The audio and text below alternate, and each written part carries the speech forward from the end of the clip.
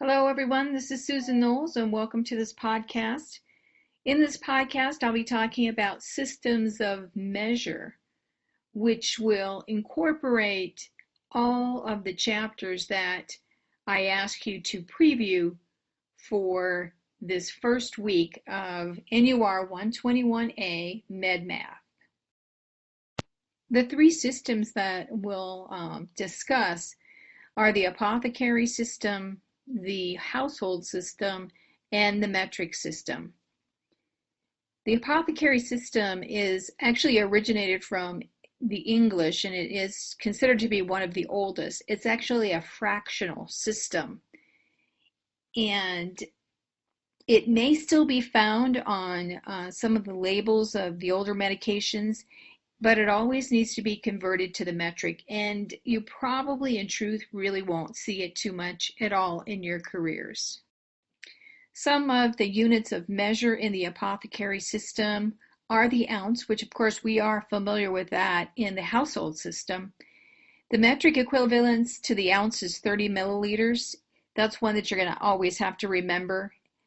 Medicine cups are usually made, the plastic ones anyway, are 1 ounce capacity, and on those plastic cups, and we won't have them in class the first week, but I hope to have them available to our classes in the future so that you can actually see them and use them before you use them in the clinical sites. But they are marked just as the picture is on this slide in teaspoons, tablespoons, milliliters, and the total capacity is 1 ounce.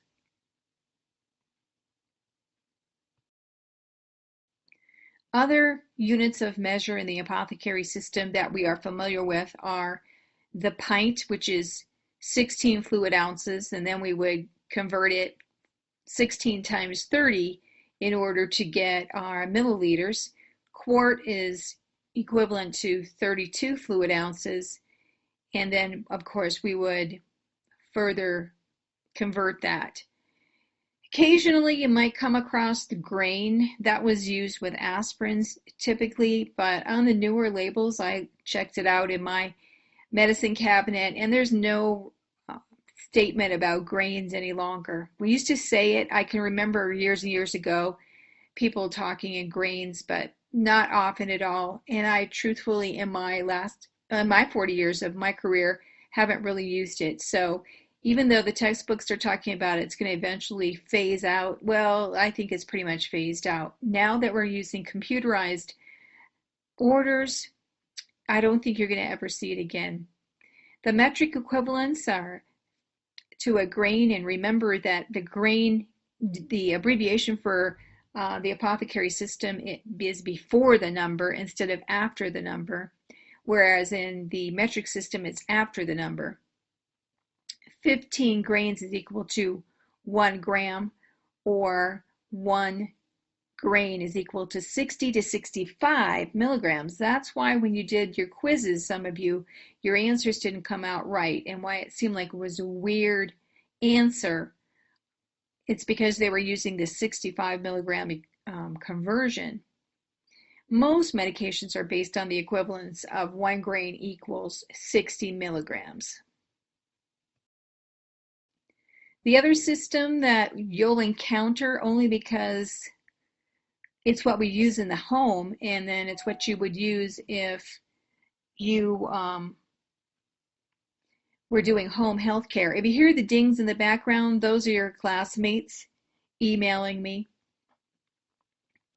So it's an old system. It is the least accurate, and it's what you're going to use oftentimes when you're doing intake and output for your patient, especially intake, because it's the capacity of glasses and other utensils.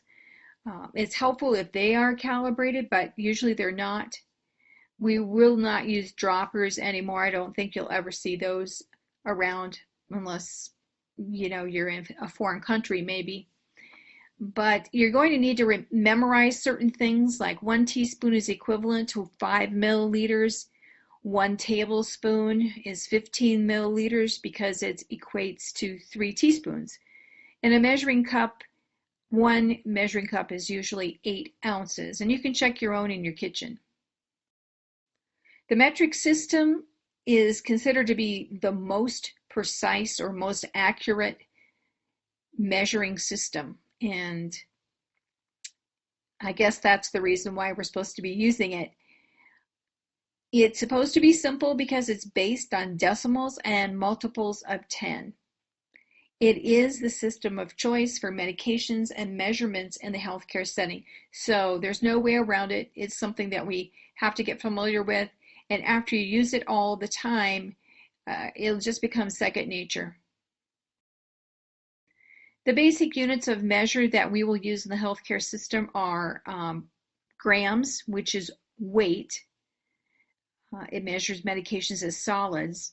Liters, which is volume, and generally that's our IV fluid, and it measures medications as soluble volume. And then meters are length, so that's the measurements of body parts, wounds, incisions, etc. As I was saying, a liter is the basic unit of volume. Milliliters is much smaller than a liter. So when you do the equations, you have 1 liter is equal to 1,000 milliliters. 1 milliliter is 0.001 of a liter. You might still hear me as well as other people accidentally saying cc because we use that interchangeably with milliliter in the past. We're all trying to convert over. Pints and quarts are used in home care. They are not metric, but they do have equivalents. So 1 quart is equal to approximately 1,000 milliliters, but if you actually do the math, I think it comes out to 960. And 1 pint is about 500 milliliters. And this slide is just a picture telling you or demonstrating that 1,000 milliliters is in an IV. So anytime you get a full large bag, the large bag of IV fluid, it's 1 liter. Half of it is a 500 milliliter bag. And then we use smaller quantities of IV bags that we call secondary lines or piggybacks.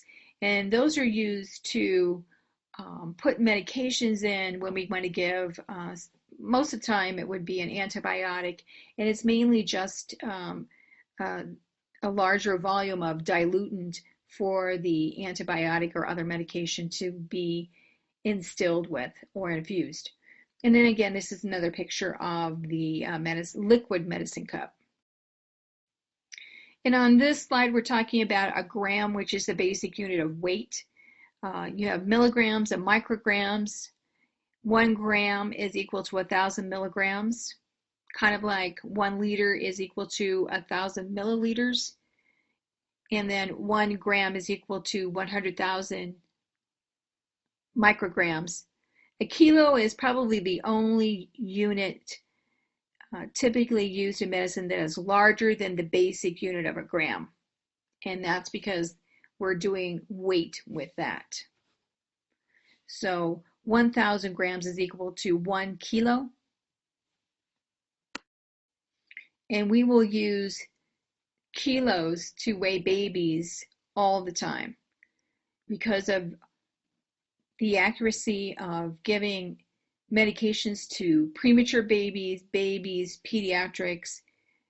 All the time we want to have the most accurate measure when we're calculating our medications, whereas in adults they can have a wider range, and so we're not usually as precise about weight as a conversion to give a medication.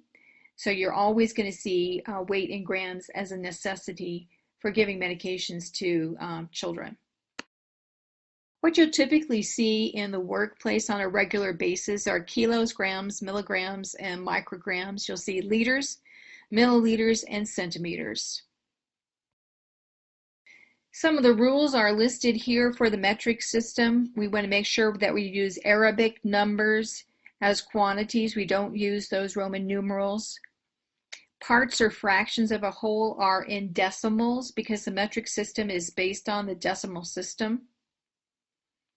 The abbreviation for the quantity, whatever it might be, is listed behind the number or following the number.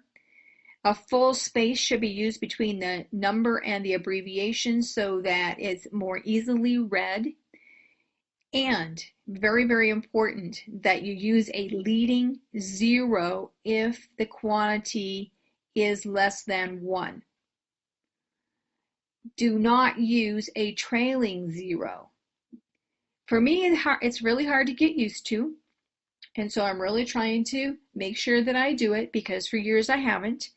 But in order to prevent errors, it's really important, and all of the organizations that monitor healthcare want us to make sure that we're putting a leading zero but no trailing zero to prevent errors.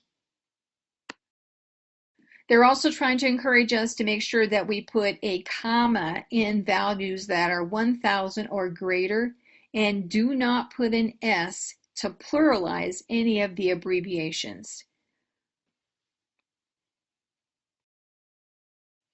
On this slide of the presentation is a comparison between household measurements, apothecary measurements, and the metric system.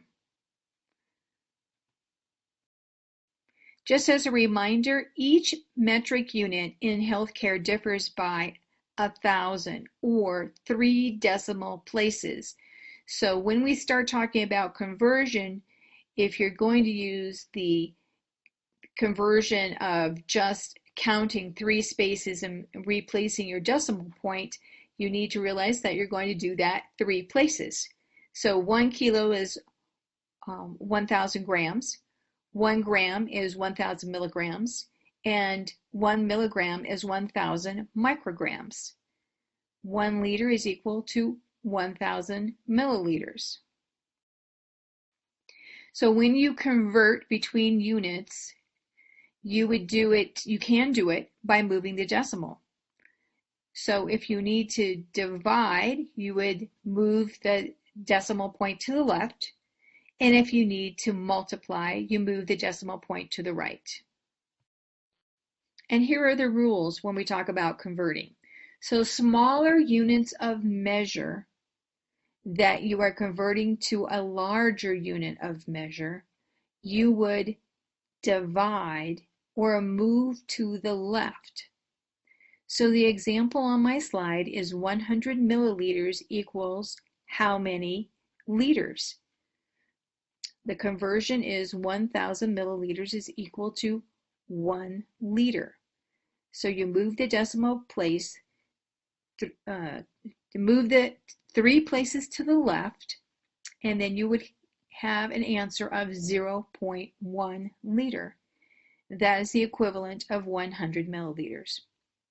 If you're going from a larger unit of measure to a smaller, you would multiply or move to the right 3 places. So the example on the slide is 0.75 grams is equal to 0.75 grams is equal to 750 milligrams because the conversion is 1 gram is equal to 1,000 milligrams.